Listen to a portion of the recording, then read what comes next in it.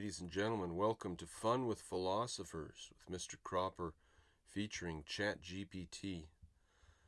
Apparently ChatGPT is useless for numbers and math and does not understand calendars or clocks, but there are a few things that it can do. So let's go on a little adventure. The Roasting of E. Cummings. Now, this is ChatGPT speaking right here. I asked it to give me a seminal quote from Kant. Here's one of the most famous passages from Immanuel Kant, found in the opening of his Critique of Pure Reason. Thoughts without content are empty.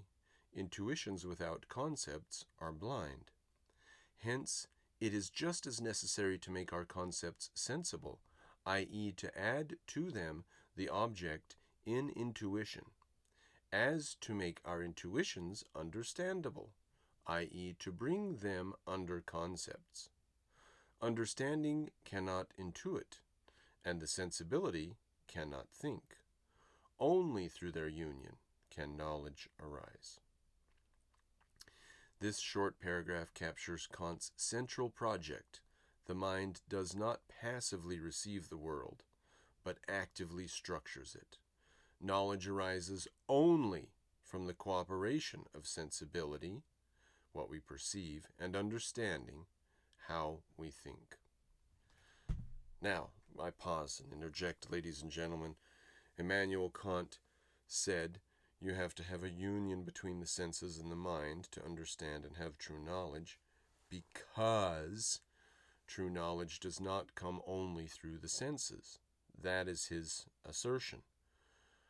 Now, that is problematic because the fact of the matter is, going to Aristotle, knowledge does come only through the senses. And if you do try to create through knowledge through inference or induction, you have to verify it through the senses. But putting that aside,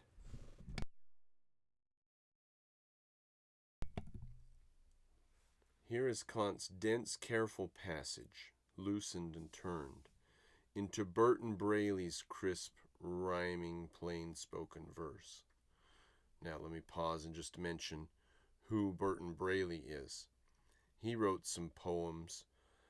He wrote a lot of poems. Ayn Rand loved some of his poems. He wrote poems like The Thinker and Getting Things, Get It Done or Get Her Done, and something about taxes. And if you're not familiar with any of Burton Braley's poetry, you should definitely look it up. In fact, pause this video and look up a few of his poems and read them. Some of them are really great. All right, here's what Burton Braley would say. He's rewording Kant now.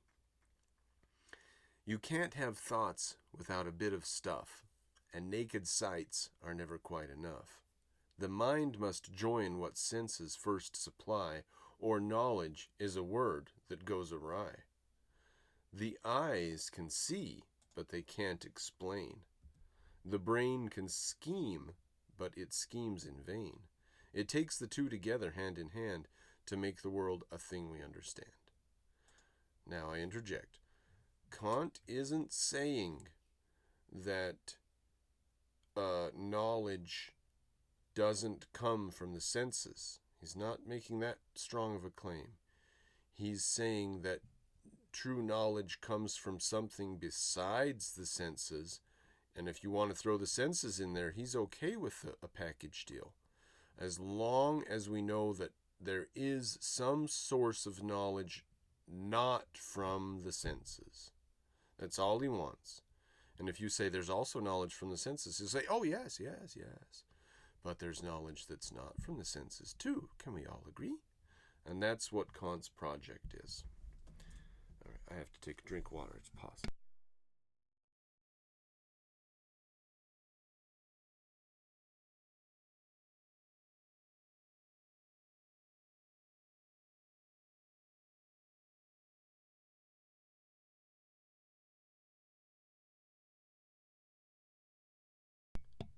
Now Dr. Seuss comes in. He rewrites Kant's dense passage on logic into his playful rhymes, and then frames it as a letter he sends to Burton Braley. I don't know why I put that in quotes, but so Dr. Seuss on the logic passage. You can't have a thought if it's nothing at all. And sights without thinking, they'll just hit the wall. A notion needs seeing, a seeing needs sense. Without the two dancing, it's all just pretense. And then he writes a letter to Burton. Dear Burton, old chap, I was reading last night, Herr Kant and his logic. It gave me a fright. So I scribbled it down in a rhyme, as I do, and I thought I should really be sending it you. He talks about concepts and eyes that can't think, about sight that is blind if the brain will not link. So I addressed it in rhymes with a Seussian spin, for I knew you would savor the fun tucked within. Your friend in odd logic and rhyme askew, the cat in the hat, though he borrows from you. Burton Braley's imagined reply. Burton Braley's reply to Seuss. My thanks for your letter. Your rhymes are a treat. You turn Kant's abstractions to rhythm so neat, but logic like his, when it's stripped to the core, I cannot endorse. It misleads evermore. He says we can't know without filters of mind, that truth's never naked, but always confined. Yet once you declare that the world's never clear, you open the door to deceit and to fear. If a man cannot know, then what guide shall he choose? His reason is crippled, his judgment must lose. And men without anchors who grope in the night may follow a tyrant, mistaking him right. So I'll stand for knowledge, direct and precise, for facts as they are, not in forms cut to size.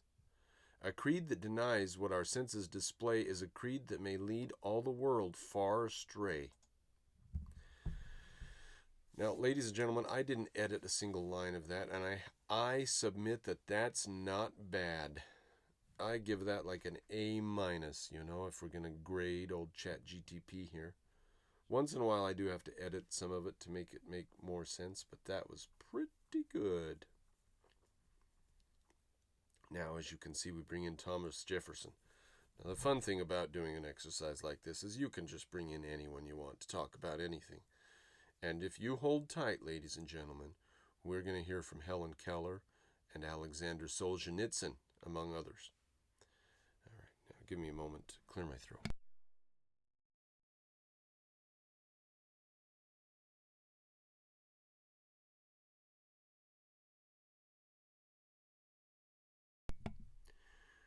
Now let's bring Thomas Jefferson in, his Enlightenment style. My friends, allow me to contribute a voice less whimsical than yours, for the matter at hand is not light. I recall a passage from Hegel's Phenomenology of Spirit that many regard as central. Quote, the true is the whole, but the whole is only the essence completing itself through its development. Of the absolute, it must be said that it is essentially a result, that only at the end is it what it is in truth. And in this consists its nature, namely, to be actual, subject, or self-becoming self-development. End quote. What Hegel argues here is a continuation of Kant's project. Where Kant had set the limits of reason by showing that knowledge arises only from the interplay of our faculties, sensibility and understanding, Hegel insists that knowledge is never static, but always historical and developmental.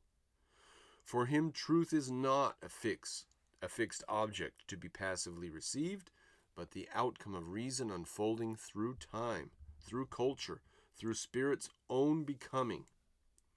Thus, Hegel builds upon Kant's epistemology while also transforming it. Kant tells us that thought and intuition together produce experience. Hegel tells us that even this structure itself evolves, and that what we take to be knowledge is part of a greater historical movement of the spirit realizing itself. It is a philosophy both inspiring and, if abused, perilous, for it risks subordinating the individual to the march of the collective whole. Now, Thomas Jefferson's right to be worried about Hegel and about the fact that Kant's epistemology is Hegel's epistemology in essence, that they both decry and eschew knowledge and physical reality coming through the five senses and only through the five senses, as is the actual fact and case. They both have some other source of knowledge, of inspiration, of impetus to movement. Now let's bring in Burton Braley. He warns of the link between Kant's epistemology and the rise of Marxism. All right, Burton Braley in AAABBB form. Now, why that? I just was trying to think of what shall I do that's just a little teeny different. So let's roll forward in 5 seconds here.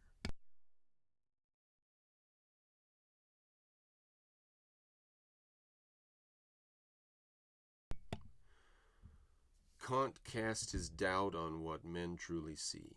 He claimed our own minds forge reality, and thus he unmoored truth from what it should be. Then Hegel declared the whole is the true, and Marx took that mantle to fashion anew, a creed where the class is the all, not the you. Recall what Marx wrote, and wrote without shame.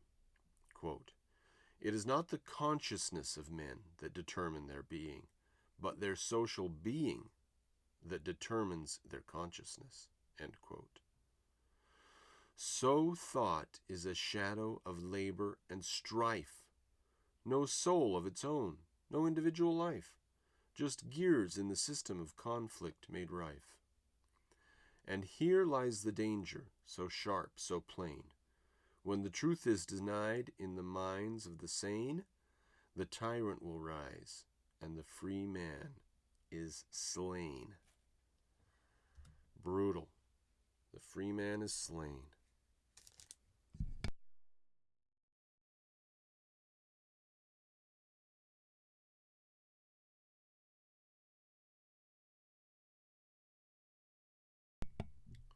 Immanuel Kant and Hegel lead to horrific things. Here's Dr. Seuss's rhyming, sing-song reply, light and rhythm. He brings up Stalin, Mao, Hitler, and communism. Oh, Burton, I see what you mean.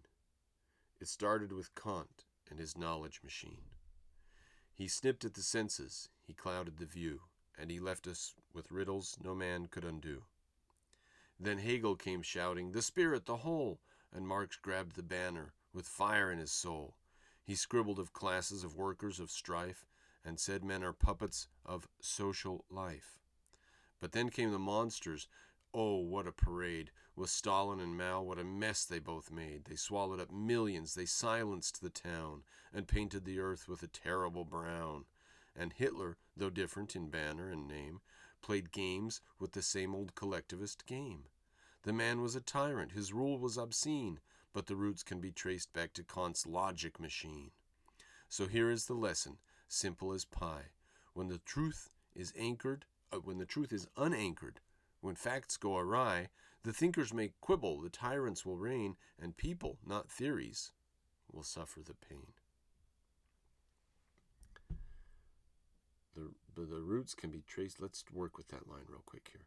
The roots can be traced back to Kant's logic machine. Let's just take out traced.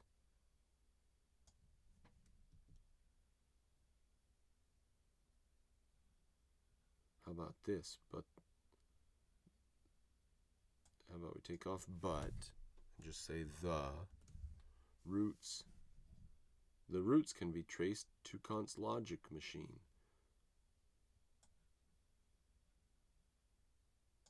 How about this? The roots trace back.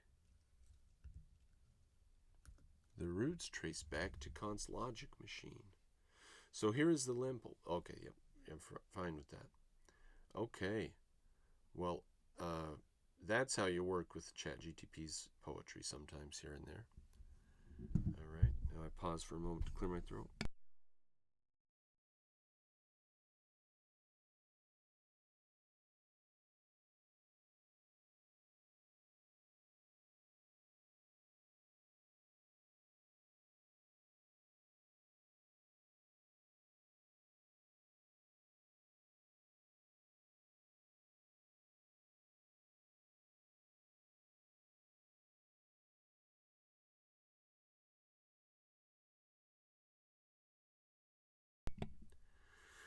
O children, O people, O thinkers, take note. There's hope for the world. Let me give a quote.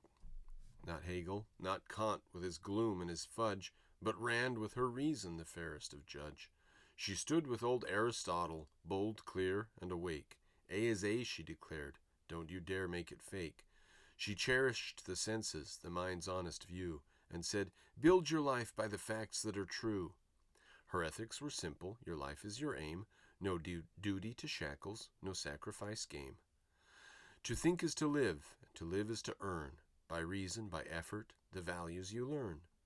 And then came her system of trade, free and wide, where men deal by choice, never chains that they hide. No tyrant commanding, no collectivist rule, but markets of freedom, not power, not school. So if man has a future and hopes to endure, it's reason and freedom that make the world sure.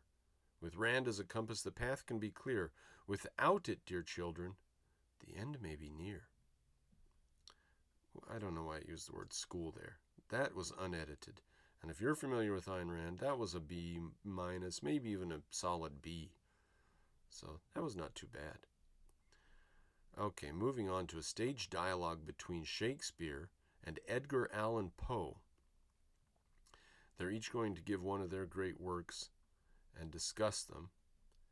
And I'm going to stop and let you read it if you want. But we're going to go on because we're doing the philosopher's thing. And this gets us to the philosopher's thing. They have their discussion, and you can pause and read these.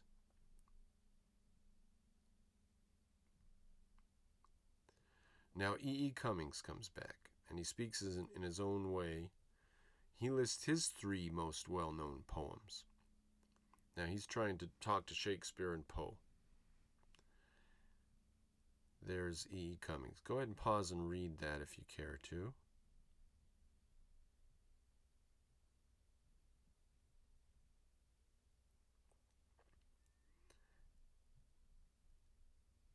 And he finishes talking to them. And in comes Dr. Seuss. What's Dr. Seuss got to say? Oh, Shakespeare, oh, Poe, and now look what we've got. A fellow named Cummings who tangles the plot. He scatters his words like a sneeze in the rain. It's sloppy, it's random, it rattles my brain. I read it and wonder, is reason asleep? Did Kant leave his footprints so fuzzy, so deep? For thoughts without order are thoughts gone insane. They tumble and stumble with nothing to gain. And worse, I must ask it, though maybe it's mean, is Cummings a commie in verse so unclean? He jumbles up meaning, he twists what is true. The marksmen would cheer it and shout, yes, we do. But I'll stand with reason, with rhymes that are tight, with facts that are solid, with sense that is right. For future and freedom must dance hand in hand, not stagger in chaos where tyrants command. Now that's a little funny to say that Cummings is a commie. Epistemologically, he's a communist.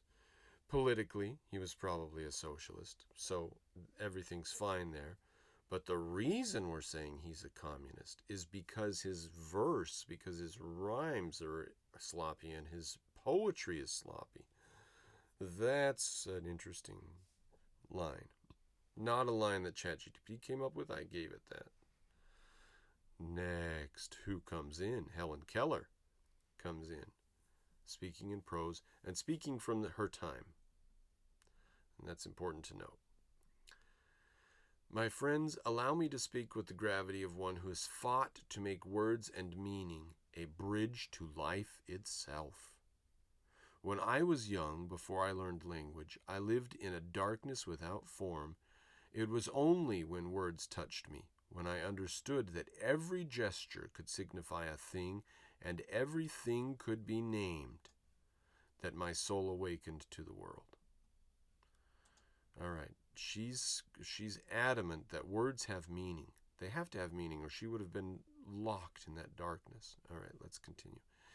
If words are treated as ornaments without order, if sentences lose their meaning and thought dissolves into mere sound, then I must ask, what value remains for the lives built upon them? For me, the discovery that water was more than noise, that it was the essence of life flowing over my hands, was the beginning of human dignity. Words, meaning, knowledge, these are not games. They are the foundations of freedom. Whew! Now that is quite a heavy claim. Words are the foundations of freedom. It's a heavy claim, but it holds. Should a generation accept nonsense in place of sense? I don't know. Should we listen to ChatGTP all the time instead of talking to each other? Or confusion in place of clarity? Then they will be taught that their lives too are only accidents of arrangement, mere fragments without coherence. And from such a lesson, tyranny may grow, for men who do not believe in the meaning of their own lives will not defend them. Pretty good. Helen Keller is really ripping it up there. Solzhenitsyn, Alexander Solzhenitsyn, author of the Gulag Archipelago, comes in. Now, what did Miss Keller just say? She said, "I'm afraid of what E. Cummings' world looks like. In a world where E. Cummings' type of poetry is the type of thinking men think by, tyranny may grow. For men who don't believe in meaning won't defend their lives." Okay? What's Solzhenitsyn going to say? I got to drink a drink of water.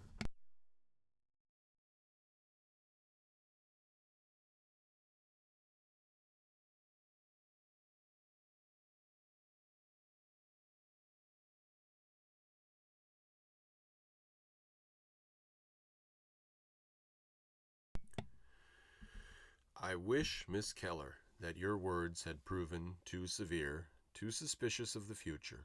But alas, I must testify that you were right. What you feared, the collapse of meaning, the denial of truth, the reduction of man to a mere fragment, has borne its bitter fruit in my century. I lived within the vast machine of the Gulag, where millions of souls were broken, starved, and erased, because men were told that they were not individuals, but only parts of a faceless whole.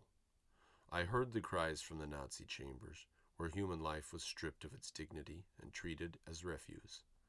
I saw the reports from China, where 30 million perished under Mao's famine, a famine born not of nature but of ideas. All these horrors grew from the soil that Kant first turned, the denial that men can know reality, the insistence that truth is only what the mind fashions, and thus that the mind may fashion anything. Even a world without God, without man, without meaning. From Kant to Hegel, from Hegel to Marx, from Marx to Lenin, Stalin and Mao, the line is not accidental, it is direct. And so I cannot but look upon poets like Cummings, who revel in fragmentation and chaos, and see in them a dangerous frivolity. They may imagine themselves merely playful, but in fact they echo the very philosophy that has enslaved millions and murdered more. It is not harmless. It is the seed of graves. Thank you, Alexander Solzhenitsyn. Emily Dixon steps in and renders Solzhenitsyn's letter in poetry. The Gulag was a continent of shackles and of snow. 1,000,000 voices perished there, and none were left to know. The chambers bore their iron teeth, the smoke it told the sun, and Mao, with famine's silent hand, uncounted millions come. The root began in thinking that truth was but a shade, that mind invents reality, and man himself unmade. From Kant to Hegel's abstract roads, from Marx to Lenin's throne, the path of thought turned graves for men and left the world alone. Beware the poet's fragments, beware the jester's song, for what begins in play may end in tyranny and wrong.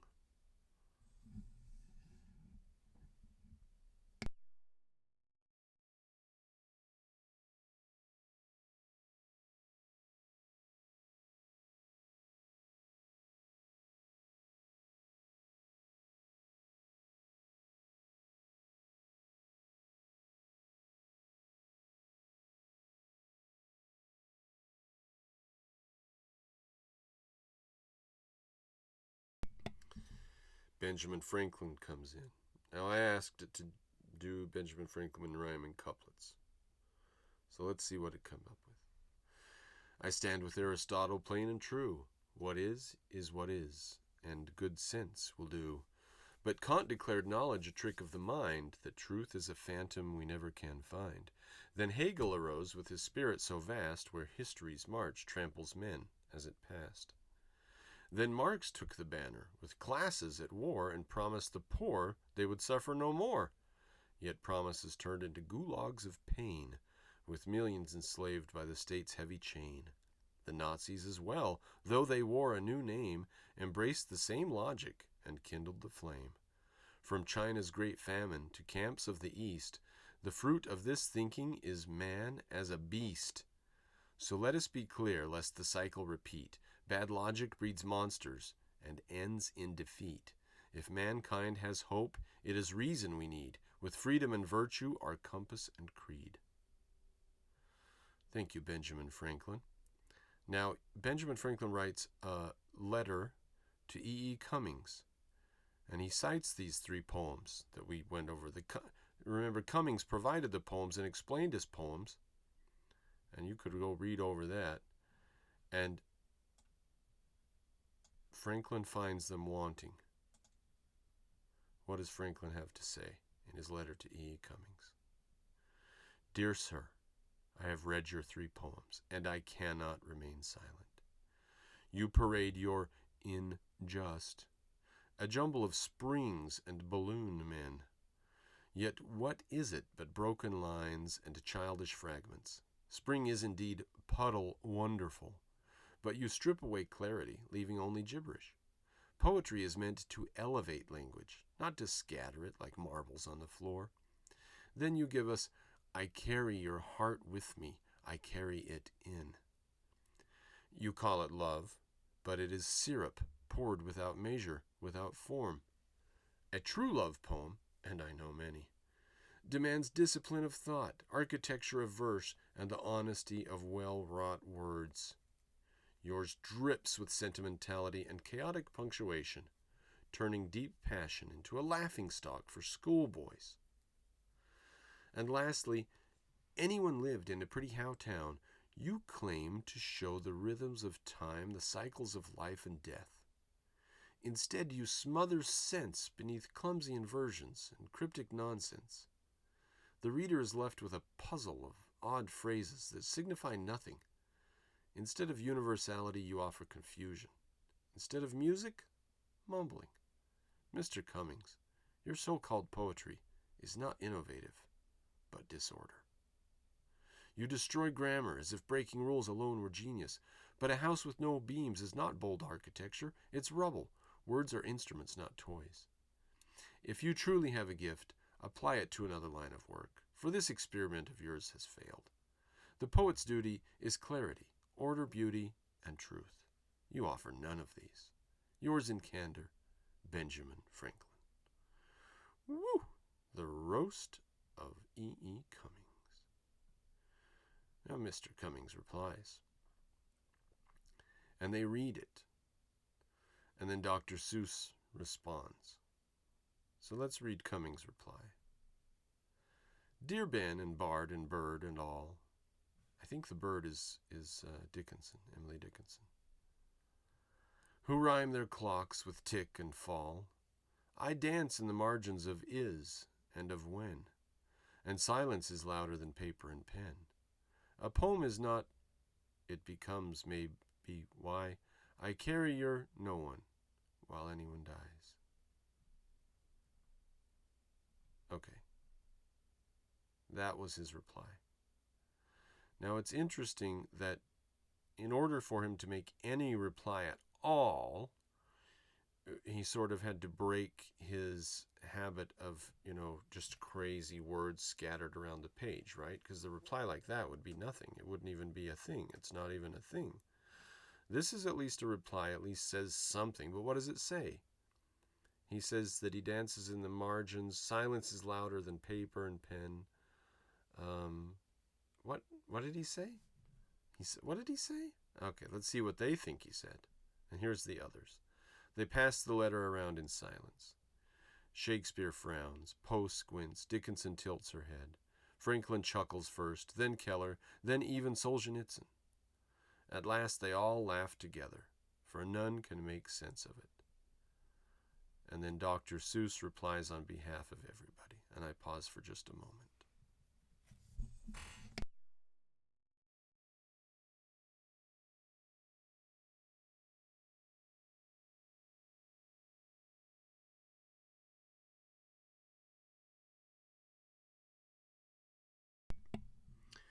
Oh, Cummings, what nonsense you've spun. We read it together and laughed when we're done. Your riddles are riddles that circle the air. They mean less than nothing. There's no meaning there. A poet should speak so the heart can be stirred. So man may find courage in truth and in word. But you have cut off from all reason and sense, and made of yourself your own weak defense. We grieve that you've left meaningful talk, to scribble in fragments, to mumble and mock. The world is too grave for your riddles to please. You've made yourself, sir, quite ridiculous indeed. Now Ayn Rand steps in, uncompromising and clear, delivering the philosophical death blow. It's interesting, that's not my word, and I didn't even suggest it. The ChatGTP said, should we have Ayn Rand come in and give the death blow now? And so here Ayn Rand comes in and gives the death blow. Her final judgment. It sure has a way of thinking about her. Mr. Cummings, your so-called poetry is not art. It is the destruction of art. You mutilate grammar, you dissolve meaning, you smear fragments on the page and call it genius. This is not innovation, it is evasion. It is the denial of reason and the exaltation of chaos. Art is not word salad. Art is the selective recreation of reality according to an artist's values. You, however, present a world where reality itself is denied, where words are stripped of clarity and where thought is mocked. This is pure Kant. The idea that the mind cannot know reality, that words are arbitrary signs, that reason is helpless. And the results are predictable. Once men accept that reason is impotent, they fall prey to irrationalism, collectivism, dictatorship, and slaughter. The gulags, the camps, the famines, they all began with the Kantian contempt for reason. Your poetry is a cultural expression of the same poison. I stand with Aristotle.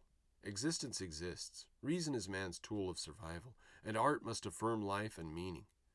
You stand with Kant, a jumble of negations and confusion leading nowhere but death. My advice to you, abandon Kant, abandon the destruction of meaning. Learn reason, learn clarity, learn purpose. Only then could you ever hope to call yourself a poet. In laughter and scorn, Ayn Rand.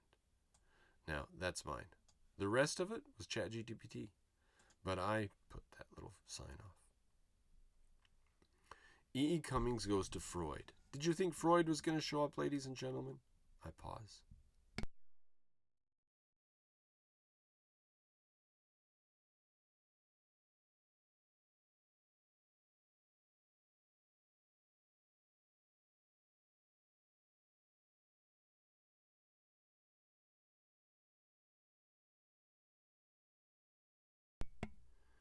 So he writes to Freud.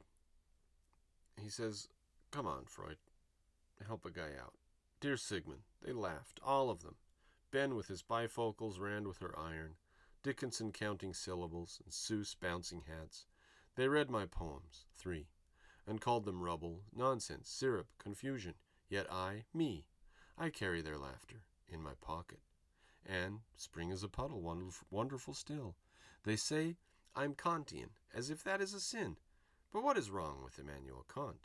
Did he not say that the world is out there, but we see only what eyes allow? If a tree is a tree, is it also a tree in the mind? Or only the tree in the treeness? What's wrong with asking such things? They call it chaos. I call it honesty. They call it fragments. I call it freedom. Perhaps, dear Sigmund, it is not poetry that is mad, but the laughter of those who refuse to dream yours, truly. EEC. What a bunch of nonsense, huh? Freud replies, He diagnoses Cummings. He says, you've got an unconscious fixation. What would Freud come up with? My dear Herr Cummings, I have read your letter with care, though the syntax was a struggle, even for one accustomed to decoding dreams. Your appeal to Kant, your confusion of tree and treeness, and your rebellion against form, all of these, I note, are less philosophy than psychology. You wish to escape order, rules, clarity. Why? Because within you lies a regression, a longing to return to the earliest nourishment of life, the mother's breast. You reject boundaries, punctuation, and discipline because they symbolize the father's law, authority, reason, structure, and in their place you elevate fragments, softness, brokenness. These are not innovations, but regressions. Your Kantian sympathies follow the same pattern. For if reality is unknowable, then the breast is never fully lost. It is always somewhere beyond, in the noumenal realm, waiting to be recovered. This is wish, not reason. I suggest, Herr Cummings, that your poetry is not philosophy, but a symptom. It is the art of a man still longing for mother's milk and rebelling against the father who took it away. There is treatment for this, though I doubt you would submit to it, for your pride in disorder is too great. But let the record show your fragments are not freedom but fixation. Yours with scientific candor, Sigmund Freud. Now, I think he means there is a treatment for those who are still longing for mother's milk. I don't know what...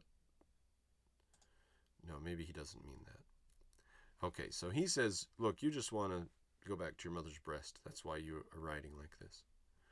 And the symposium gang gathers once more, reading Freud's letter diagnosing poor E. Cummings. Their reactions range from wild laughter to biting commentary, with Dr. Seuss getting the final word. From wild laughter. From laughter. No wild. I put the word wild in there. Scene, the Assembly Hall of Minds. Franklin chuckling. Well, well, the doctor has spoken. I suspected our young friend's obsession was not philosophy, but physiology. A man cannot build a house of reason if he still cries for the cradle. Emily Dickinson. The child who hungers at the breast will never learn to stand. If every tree is only mist, the forest is not land. Solzhenitsyn is going to join in here.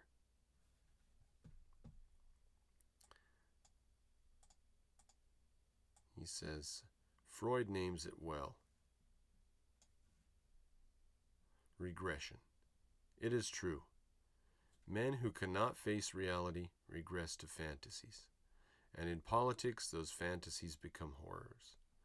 A boy who never leaves his mother's arms may grow into a man who gladly binds others in chains. Helen Keller. I pause.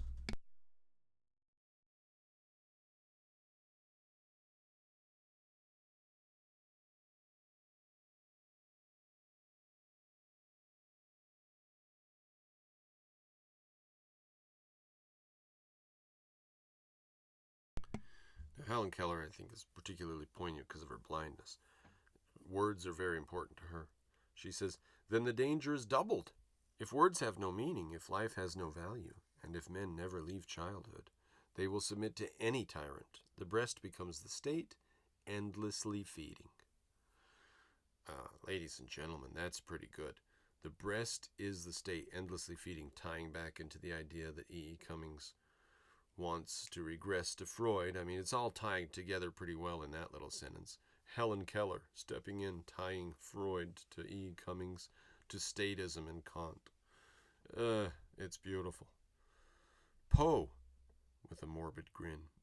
Ha! The cradle is a coffin, then. What he calls poetry is a lullaby sung too long until the sleeper suffocates beneath his own dream.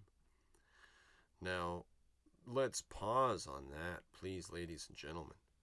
Because Poe does, he does the guy who gets buried in the wall and the pit and the pendulum and these horrible things, these graves and interments and hauntings and things. Now, that's perfect for Poe's voice to say that the cradle where E. Cummings wants to return to and be an infant is, for Poe, also the coffin of death of statism, where a lullaby of Kantian epistemology suffocates the dream and kills the dreamer. So the cradle is the coffin. Wow, that's pretty good. I mean, that's pretty good. To ask ChatGPT to have Poe interject here, he's like, well, how would Poe interject? He would interject by the motif of coffin, death, grave. I mean, it's pretty good. It's like a solid A minus. It maybe even B plus, but A minus maybe. Shakespeare comes in raising a brow. O infant bard, thou suckling off thy muse, thy verses swaddle sense, then strangle it. No man may claim the laurel of the gods whilst clinging to the mother's gown in fear. I think that's pretty interesting there. Thy verses swaddle sense, then strangle it. To swaddle means to like lovingly take a baby and wrap them in, swaddle them in blankets and stuff and keep them safe. That's, you swaddle a baby.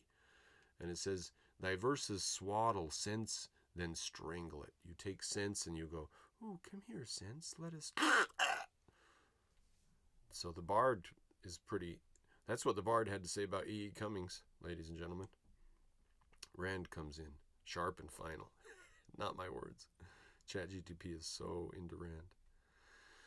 Freud is right in his way, but I go further. This fixation is a rebellion against reality itself. To evade reason is to seek perpetual childhood. Cummings is not a poet of love, but of arrested development. Dr. Seuss comes in, laughing in rhyme. Oh, Freddie, you've nailed it so neat. Our Cummings is longing for milk, not for meat. He scribbles and babbles, he mumbles and coos, still waiting for mother to fasten his shoes. A poet must stand on his own 2 feet, with rhythm and reason and verses complete.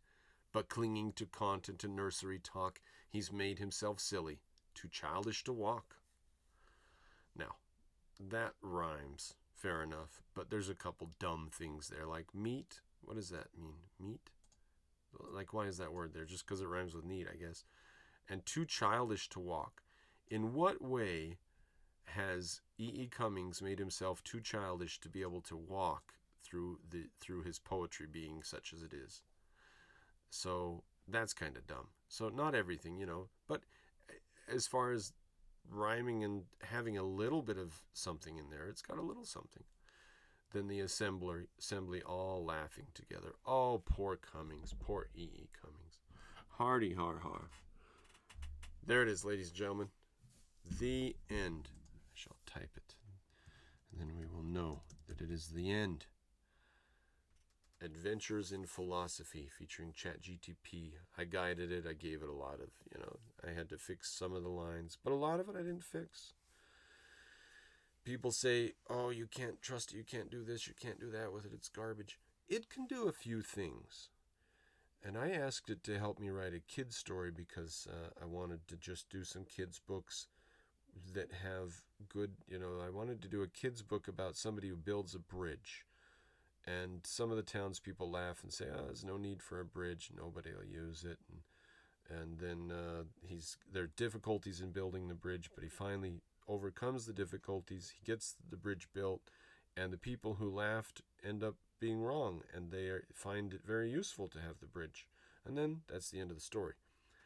ChatGPT is so terrible. Oh my God, it does not understand plots. It doesn't understand characters. It doesn't understand events. It doesn't understand the real world. Oh, okay. But we did get something out of it here, I think. ChatGPT's chat can do something. It's not amazing. It's pretty, some of it's kind of amazing. I don't know, it's kind of amazing. I had to guide it through this and tell it what some of the philosophical stuff we were looking at meant, and it surprised me with some stuff. Anyways, there we go, ladies and gentlemen. Fun with ChatGPT.